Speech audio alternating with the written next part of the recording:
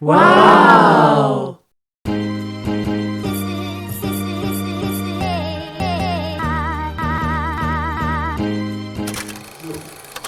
You're probably just 1 or 2 houses away from being financially independent. Good to know. Imagine you have a fleet of homes. Yes, a fleet of homes. Imagine you own the entire block. And each house in that block is paying you consistently every single month. How would that change your life? What kind of options would that give you and your family? Think about it. Others have done it. Several people have done it. Many people have done it, actually. How diversified is your portfolio? What is true diversification anyway? Comment below. I'd love to know what you think. If you are an investor and you've been investing for some time, you'll notice that whether you invest in crypto or whether you invest in the stock market, when you invest in these things, it seems like somehow when they're falling, they're all falling. And maybe 1 or 2 random unicorns like, yay! It's happening in the stock market. It just look like, for whatever reason, at the same time, you'll see stock after stock after stock after stock literally all falling. And when they bounce up, they all bounce up at the same time. It's very strange. Same thing with cryptocurrency. When they're falling, they're falling. When they're rising, they're rising. It's like somehow they're all tied into each other. And I'm wondering, maybe this is because hedge funds are maybe placing huge whale bets or huge whale sell orders, and that's how they're literally moving the entire market at the same time, with a few unicorns going, boo, boo, boo, yay! It's very strange. I'm not quite sure why it happens, though I've seen it happen. It's like some kind of phenomenon. Now, we're going to look at diversification. I have learned from Dr. Robert Kiyosaki. No, he's not officially titled doctor, but the man should be called doctor. He's like one of the kings of investing, right? He's like Dr. Kiyosaki. So I'm listening to his audiobook while I'm doing the dishes, because that's what I do. I do the dishes every now and then. And as I'm doing the dishes, he's talking to me about diversification, right? He's saying how many people, they think that they're diversified because they're in different asset categories in the stock market, right? But he's like, that's not really diversification, that's diversification.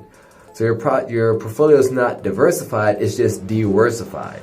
So it's not as bad as having your entire portfolio in one asset category, in one, what is that called? In one sector, just like that. And I listened to it and I started to think he kind of has a point. So you've got your money in the stock market, you've got your money spread around different areas in the stock market, different companies, and now what about other areas like real estate, okay? So in this leg, we're going to talk about just branching out into other areas of income, okay? So now, with real estate, the cool thing about this is, even if the stock market crumbles and crashes, you're still getting paid rent every month, okay? Even if whatever happens with cryptocurrency, you're still getting your money, all right? Now, there are certain ways to ensure that you get guaranteed money as opposed to like unguaranteed, but we're not going to go into that. You can research that yourself. The main idea is that with this leg, we've already got our stock market income leg.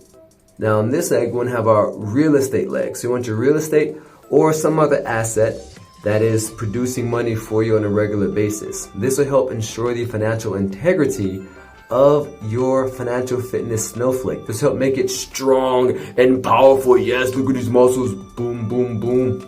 All right. So I highly suggest, and this is not financial advice, just common sense. I highly suggest you go and learn from experienced people who actually know what they're talking about when it comes to real estate investing, okay? Don't take my advice when it comes to real estate investing. I have only learned from other millionaires. I haven't actually done it myself yet. I don't own property. I don't own residential property at the moment, but I will in the future, okay? So take a course, get with some friends, join a club, do something. Learn how to successfully invest in this field and add this to your snowflake diagram. Now, if you don't want to do real estate because you don't like having managers manage your properties for you, then find something else. What else is there? Google it. Types of passive income or portfolio income. Google it. Find it. Add it there. Make it strong. Make it yours. One of the things when it comes to real estate is you want to know how to invest in it the right way. All right? Be it stocks, be it real estate. One of the ways that my friends who are millionaires, where are you? One of the ways that my friends who are millionaires have invested in the stock market is they use this method where they go in, they buy undervalued properties. It's kind of like Warren Buffett buying undervalued companies.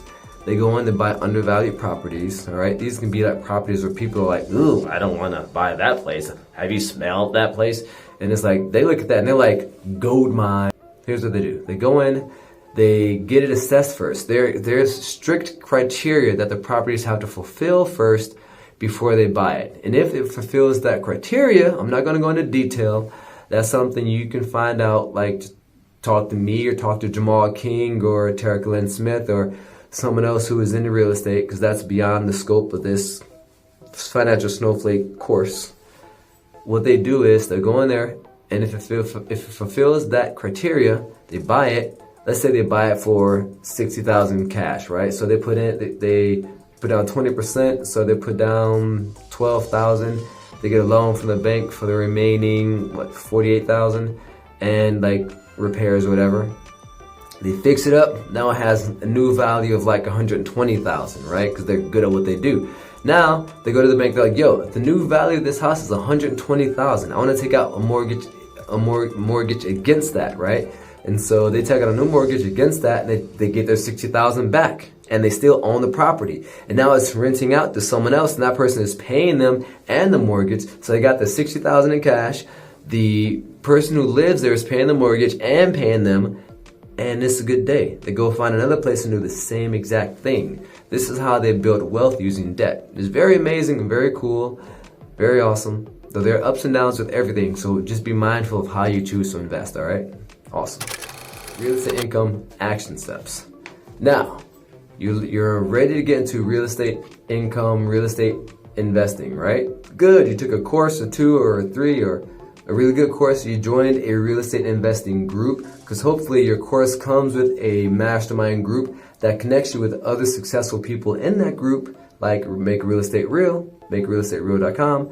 And they actually set you up with properties that have already been vetted by their professionals, and you're ready to go. Some action steps. Number 1. Boom, boom, boom, boom. Decide the monthly income that you want from this source, from this investment source, okay? And look at the vision. What's the purpose of buying this property or this thing? Do you need it to pay for your own mortgage? Do you want it to pay for that brand new car your wife wants, the Tesla? Because she saw her best friend driving one and now she wants one. Yay. What do you want? Okay, what do you want this? What's the purpose of this property or the purpose of this investment? When an investment has a purpose, it's more clear, and the desire to handle it and the ability to handle it is stronger and greater. This is something you definitely want to have in your control and sight. Okay. Number 2, learn about real estate investing or investing in this leg that you've chosen.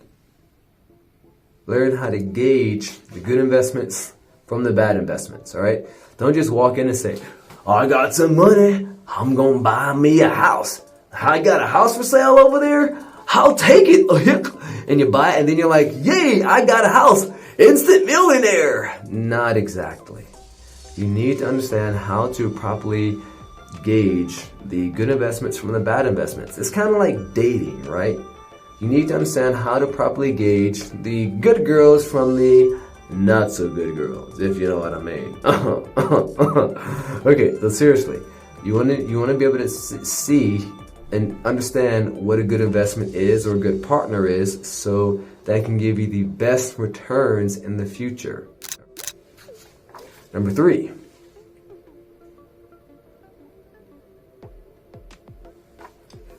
Get together with your team.